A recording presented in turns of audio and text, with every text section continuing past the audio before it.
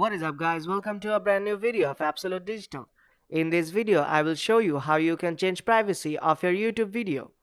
So let's start this video by launching the YouTube Studio app. Prior to moving forward, let me tell you, you cannot do this from the YouTube app. You have to do it from the YouTube Studio app, which you can easily find on Google Play Store and Apple App Store. When the app is launched, tap on three bars on top left corner. Then tap on Videos.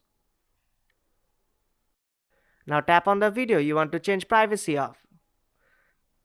Tap on the pencil icon at the top of the screen. And here you will see that the privacy is set to public. Now tap on Public. And change the privacy as you want. I'll make it private. When you are done, tap Save on top right corner.